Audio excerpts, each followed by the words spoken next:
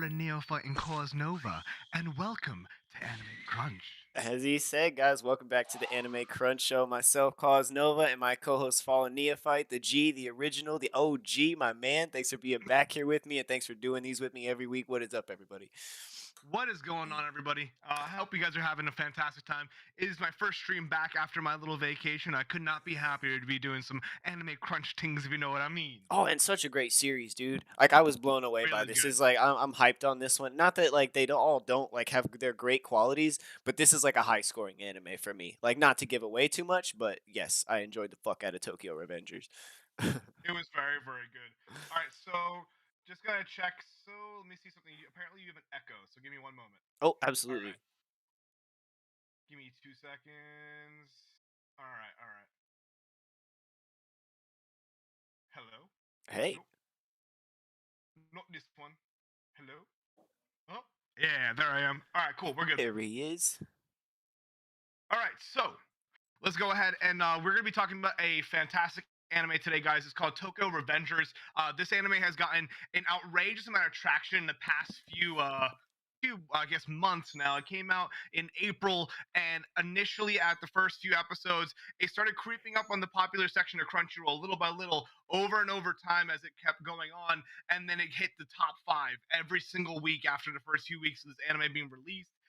Overall, it is a very forward-thinking concept. It gets a lot of vibes similar to like Do Ra Ra Ra, which we've covered in the past, but it also has, so it gives you that kind of like real world Tokyo kind of vibes, and then on top of that, it has some elements of fantasy tossed into it. Oh, dude, I and the saw amount of that, people that dressed up as Tokyo Revengers people for Halloween was bro. ridiculous. Like it I was went to, ridiculous. dude, when I was at Anime NYC, the majority of people were dressed up either as Demon Slayer characters or as Tokyo Revengers characters. I actually met two people cosplaying as Valhalla people, and then I Oh, had a group of Tomon did they have people, and they were just jackets? yelling. Yeah, they all had jackets. They were just That's yelling at legit. each other. It was so funny, dude. That's awesome. Yeah, Tokyo Revengers, blown away by the series. Didn't have any. I thought this was gonna be like, I mean, just based like just off the name, I was like, oh, this is gonna be like some weird high school anime, and in some senses it is, but like at all not because it's gang related, right? Like, and it's also pretty crazy. Like, just right off the bat, their gang activity starts much younger than our gang activity, if we're being honest. Bro, it Like was like dude. They started up like everyone. It looks like everyone starts up in elementary school, and then elementary school, you start moves up picking the your ranks. gangs and delinquent clubs. Like, what the fuck, Yeah. dude? That shit's nuts, and it's interesting to see like an anime actually put the spotlight on this type of culture within Right, because Tokyo, Japan right? hides this shit. They're like, no, Yeah, Japan's perfect. We don't have gangsters. We don't have delinquents. Like, yes, you yeah. do. Yes, you Because do. in previous like older animes, you'll see that a lot of like you'll have main characters, for example. A great example is like Ichigo, who's kind of a delinquent in Yeah, he's Bleach, kind of got but that. you don't really have into like the delinquent culture. He was kind of a loner who just beat the shit out of people, And right? then he becomes Um, like better. He's not a yeah, delinquent it becomes anymore. better. Yeah. Yeah. Whereas this kind of this show really focuses on delinquents and the different levels of values that various different delinquent groups have. So Nova is way louder than me. Got it. I'll go ahead and turn myself up, fam. Oh, yeah. Or I can turn myself down. Do you want me to whisper? I got ASMR. you. It's Anime okay. Crunch ASMR. We're going to be eating dry Uh, ramen packets. dry ramen packets. Ooh. Just All going to right. crunch them in our hands. It's like. So now moving forward, guys, I'm gonna go ahead and we're gonna play the trailer for you guys who doesn't see what we're Yes. talking about. You can see some of the key characters that we're gonna be discussing, and we're gonna be taking this show a little bit differently than we normally do. Rather than kind of explain the entire plot to you guys like we did in the past, this anime gives us a lot of kind of twists and turns, similar to what Steins Gate had, and it would really we would do it injustice to you if we tried to And we'd explain probably the give plot away and too everything. much. Like, Yeah, and like, and I don't really don't want to do that, right? I yeah. don't want to give away the whole entire concept because this anime is very well done. It's well executed, and we don't want to give away those twists and turns. So Certainly not. instead, what I'm we're gonna itching do, for season 2. Yeah. yes, oh my god, itching for season two, without a doubt. That cliffhanger at the end, which we'll get into later, is outrageous, dude. Um, It was a tough one. But yeah, no, like Fallen said today, guys, we'll be doing it more like category based. So we'll be talking about setting, we'll be talking about score, we'll be talking about art, character development, character or arcs within the series. We can basically come up with new subcategories whenever we feel like it, but that's how we're going to be yeah. going through the series today. Because then we Okay. can touch on characters, we can touch on settings, and we won't be giving away the plot. Perfect. All right. So then, moving forward, let's go ahead and watch just a little bit of a trailer here for you guys, and then we'll dive right deep into this thing. Absolutely, on your count, brother. Let me go ahead and remove the sponsorships. Make sure this is playing for me on the screen. Give me 2 seconds to go. There we go. In three, two, one, go. Oh yeah, because this still needs to be answered. Oh, and I have a theory based off of that first scene right Yeah, there. I've got a theory as well. We'll discuss after because we don't want to tell them. But like, yep, I got theories. Or I can put it in the crunch. I'll put it in my anime crunch chat.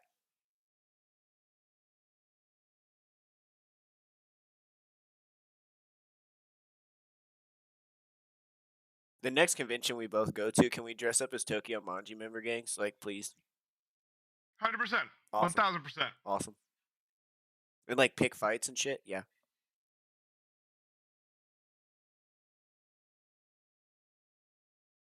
dude, Mikey's eyes though. You know, Mikey's eyes are nuts. There's like so much the only like character with color and those design to weird it. It's eyes. wild. Yeah. Everyone has like unique eyes in this series though. Like there's something different about each character's eyes. Yeah, there's different little elements, but Mikey's eyes, like you see like different color states to show his mental, like where Mhm. he's at mentally, right?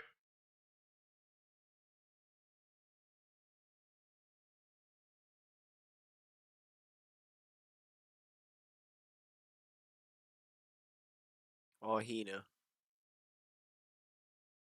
By the way, don't Google her full name and go to the video section. Like straight up, don't do it. I saw a meme today and I looked it up and I was like, oh no. Is it just all like uh like I don't know. Is it all hentai? It's not. It's not. It's not. No, it's not Rule 34 stuff. There is a Japanese model who model quote unquote who actually has the same exact name as her. Oh, I see. I see. So googling that just fills your your fucking webpage with yeah, I see. Yep. Like this moment, oh, such a badass moment. Tokyo Revengers, dude.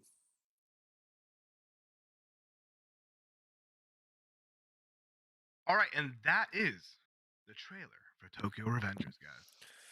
Oh, so I think we should start So, with cast, right? how do you want to Maybe start? Yeah, let's start cast. with the. We can start with the cast, and then we'll go into. Well, first, little honorable mention. Nova asked me this earlier, and the intro song to this anime, Yeah. because What's I'm your? very How'd you feel critical of about it. it? Yes. Let's. This is Fallen's review time for the intro score. Yeah. So the intro of the and remember guys, my standard for intros is Unravel by Tokyo Ghoul, which is pretty much a really high standard. But in reality, always hits, dude. But this anime had it seemed like a very much so a very modern style of music for the intro. It was fun. It had good pacing and it was very very high energy too in comparison. Yeah. So I did really enjoy it. It actually fit the vibe of the anime too, which is what I really look for, right? Yeah, I didn't Certain start animes have skipping it till intros. like episode 3. Then I started Yeah, skipping the intro because I liked it. yeah. The intro was fun and it did match the vibe of the anime. A lot of people mess up their intros, like they want to be something that they're not. They'll do an intro that just does not match It's the way too anime's vibe. badass for the Yeah, anime, or it's way too soft for the soft. anime. Yeah. Yeah. So like that kind of stuff just kind of throws me off, but this one matched really really well. So it is a pretty good intro, not gonna lie. So I would give it a solid out of 10. I would give it a nice little like 7. Oh, starting off strong. Starting off Yeah. strong. Well done. All right. So yeah, like Fallen said, we're gonna jump into some of the main characters, starting off with Takamichi or Takemichi or Takemichi. Takamichi, like Yeah. whichever you want to call him. What's his like last name? I can't remember his Hanagaki. Hanagaki. Hanagaki. Yeah, he's got that. All he of course he has that main character cool ass name Takamichi Hanagaki. Like, come on. Yeah, dude, you have like Mikado Ryogamine from Oh, dude, you saw my Start Off. analysis on their names. They all had like really cool names that like had to do with their characters and shit. It was so cool. and they probably do in this. But we meet Takamichi Hanagaki. Looks like he's laying on his bed when we pan in. He's watching the news, kicking it on his phone. Seems like a normal day. And he sees an accident go down. Like, and this kind of sparks like the whole plot. We won't like start with the plot, but this is the spark of the plot. He sees there's an accident, and a girl he used to date was killed in an accident at a festival. And this just Exactly. like starts the whole series. Yeah. So this is basically your driving force of the entire series in for this season, right? This Yep. season's driving force is kind of his goal is to prevent that person from dying. Now, Takemichi as a character is your typical crybaby, zero to hero style shonen character. He doesn't really know how to fight. He's kind of a docile individual, very similar to characters that we've seen, like the main character in Future Diary and Yep. a lot of other animes where the character is not really a fighter. He's more of a like in the fight or flight situation. He takes the He flight would. option, He right? would. Yeah. He's very emotional, he's very empathetic, and he cries very easily. And we see that in a lot of typical shonen, which then allows it's a typical trope, because what happens is when you start with that type of individual, there's a lot of room for growth. There's a lot of room for writing a lot of different elements to make this experience as an individual really develop them as a person, right? And then change them. Hmm. And I think you would agree with me. I think in just in anime, just in manga, they've created, like you talked about the fight or flight, they've created this third category in between, and it's just stay and get the shit beat out of you. Yep. Like like it's not fight or flight, but it's not fight back. It's not, it's just like I'll be a defense wall. Like in anime's done that a lot. You see other characters do Hmm. it where they just take the beating. Some of them will take the beating and then that's like what initiates their badassness. Yeah. Takamichi, like his badassness is initiated by his like staying and his resilience. Like I feel like Yes. His what you would say resolve, which is his a trope that's resolve. used all the time in anime.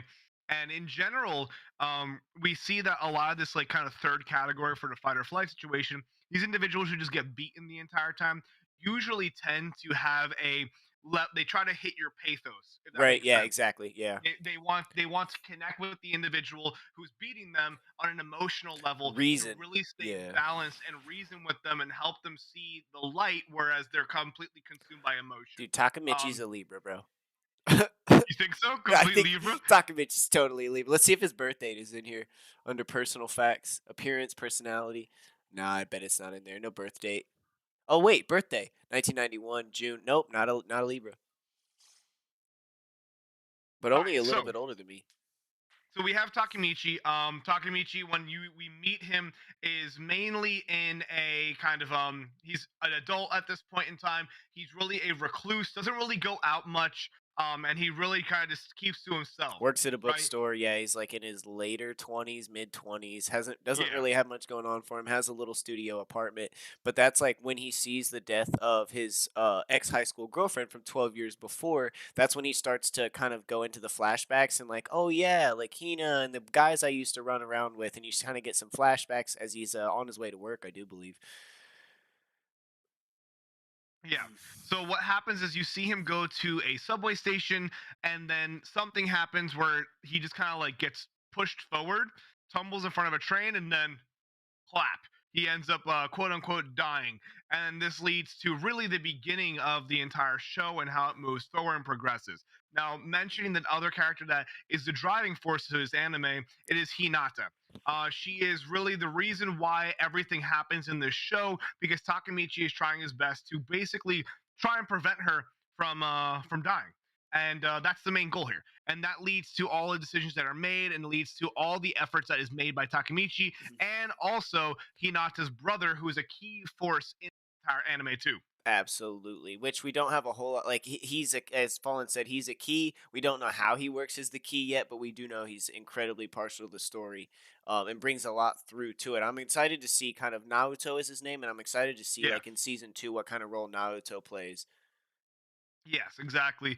I mean, I think in season two, Or I will he would say even that play one, right? Because of I the think situation. he's gonna be part of the opposition, because Yeah, he's the not op. gonna have Yep. the memory of anything that's going on. So he's gonna be in the opposition. He's not gonna know anything that happens. So then we'll get into my theory later as to what happens in the end and how um Takemichi might change the way he does his whatever he does, right? Right. So what happens, guys, is that in the fantasy element of the show, Takamichi is actually able to travel back in time I believe it's 12 years exactly from the date that he is in. So Right. let's say it is December 12th, and then he will travel 12 years back in time on December 12th. But as time moves forward and when he travels back in time, so it goes It to stays December consistent. 14th. It's like a new Yeah, type of time travel we don't often see, where it's not a yeah, specific date he's going back to, it's the day of 12 years earlier. exactly. Which really So, adds it and too. It changes, it adds like the angst and anxiety, because it's not like he can go back and reset. Once something happens, he can't go back to it. He can go back 12 years, but if he missed that day, the day's over. Like, right? exactly. Yeah. So Pretty interesting stuff. there's really only like one chance to do what he's trying to do, and if he misses that chance, it's game over. He can't fix that piece of the past, right? Right. So moving forward, you want to go ahead and talk about his early life, Takamichi as an individual. Yeah, Takamichi in his early life. So through some things that happen in the first episode, the plot takes you through. We find Takamichi in his early life through flashbacks and or there himself, but we get to meet him and see what he looked like in basically middle school, but they're young. They're like, I think like Fallen said around 6th grade age, like 12, 11, 12. And we see him kind of like, I think he pops in and he's like kicking it with his middle school boys. They're all like, they got cool hair. They're like trying to be styling, and all they can talk about is being delinquents and getting in fights and being like getting rep and motorcycles and shit. Like they're literally the Yeah, same shit we were talking about when we were 14 and 15.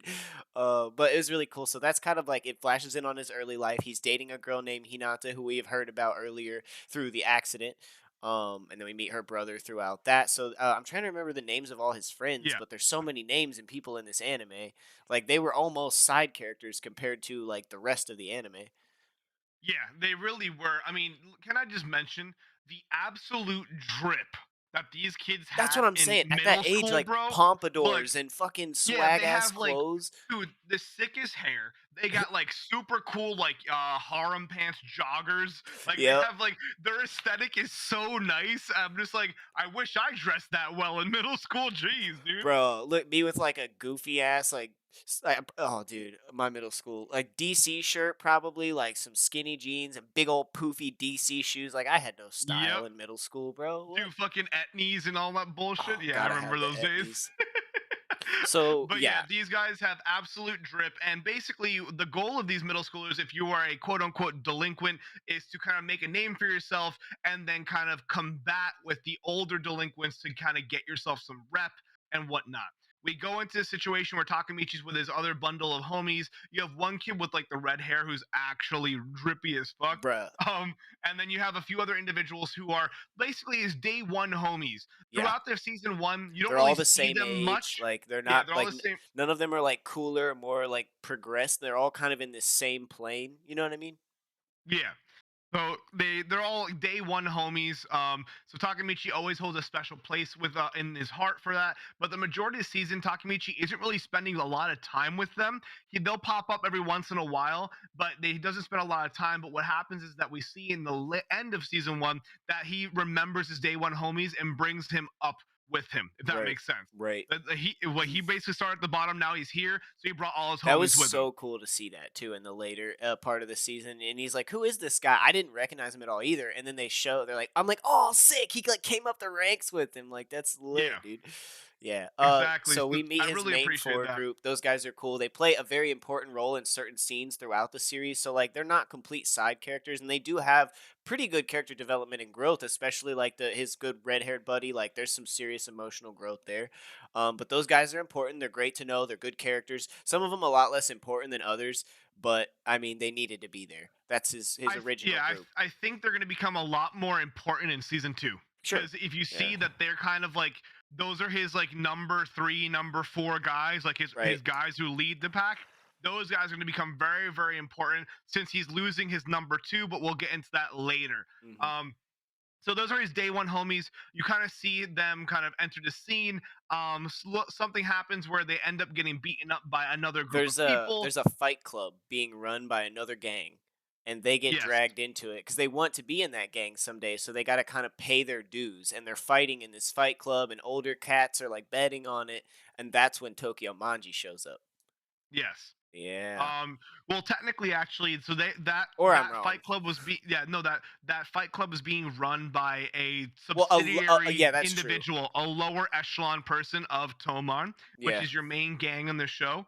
and then the upper echelon show up and say you're doing this all wrong, And kind so of you puts guys everyone in their know, place. Tokyo Manji and Toman are the same thing. Toman is just Tokyo Manji shortened. Yeah. Yes.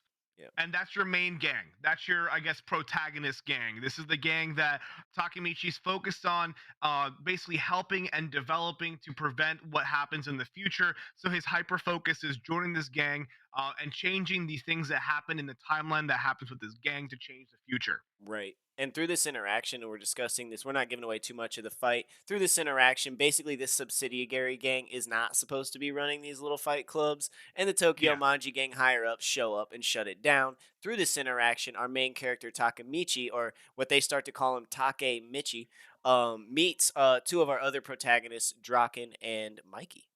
Yes. Yeah. Those are some incredible characters. But first things first, Forgotten GG's in my chat wants to know, Mr. Nova, do you surf? Do I surf? Absolutely. Am I good at it? Not yet. I just moved out to California and it's hard to get out to the waves and the water is cold out here, but it is an incredible experience. Like just being in the ocean and being on the board. So when I get better, I will make sure to post clips.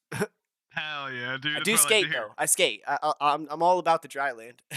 Yeah, yeah, he's actually pretty good at skating, guys. You should definitely check him out if you guys do Oh, want to check out his Instagram. He has some really nifty videos, bro. The guy is so good at taking photos. Like he's so actually photogenic. It's I saw nuts. your comment like melted my heart. You're like, bro, you're so aesthetic, and I'm thinking like, bro, do you realize I didn't take any of these photos? Like they were taken of me, and then I'm like, dude, my friends are good photographers. That's like the bottom line of it all, really.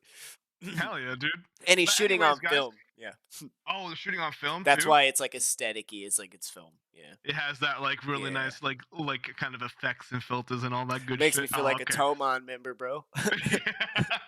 And yeah, Forgotten GG's also surfs as well, and I believe he skates. I believe so. Dude, sick. But Anytime you're out in SoCal, come through, brother. he's Balling actually the is guy gonna I be. mentioned before. He's the editor for a bunch of my videos. Oh hell, dude, you're awesome. You're an awesome individual. You got friends? So moving forward, guys, we Nova just mentioned two very crucial characters, which is Mikey I'll bring him and up on screen here. Basically Draken. Their real names is Manjiro Sano and Ken Oh, Ryuguji. Kenny? Mouthful of a last. But yeah, so they both have very interesting home lives. These guys are the upper echelon of Tomon. They are the Mikey is the leader, Draken's the number two, and then kind of everything goes down from there and develops. You do get some history about these characters later on, how Tomon started, and how is a few select individuals who really started the entire thing. But Nova, you want to talk a little bit about Mr. Mikey? Oh, Mikey's quite the individual, right? He's like your soft spoken, doesn't say much, tiny dude, like not beefy or nothing, but he's got like that Yeah, untapped potential, that raw skill. He's got a roundhouse that just takes motherfuckers out. Like literally everyone is scared of this man's foot. Like it is yeah, gnarly. I literally, don't think dude. I ever saw him raise a fist. Like he was just kicking motherfuckers all day. But like Mikey is the head of the Tomon gang. We start to he's kind of mysterious and he mysteriously wants to be friends with Takamichi, which is kind of weird, but I think it's because Mikey is like they're a gang, but they're like you said, they're the protagonists. They're the good guys, right? Like Mikey's not painted in this evil way, and I think that's why he takes a shining to Takamichi. Well, I believe he also finds Takemichi very interesting. Yeah, How he reminds him of Takemichi, his older brother, right?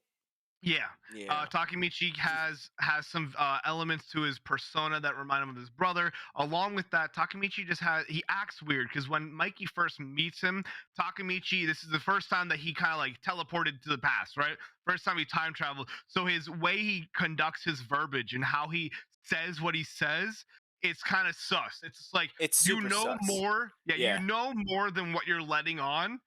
And Mikey kind of senses that and is like, I find you interesting. Let's be friends. And it happens a couple times during this series, and if you realize Mikey doesn't ever get an answer, Mikey flat out asks Takamichi a couple times, like, "How did you know that?" Like type of thing, and it just gets moved. Like they move past it. So there is a Yeah. lot of foreshadowing, a lot of susness in there, and I'm still waiting for answers on that front. Yeah.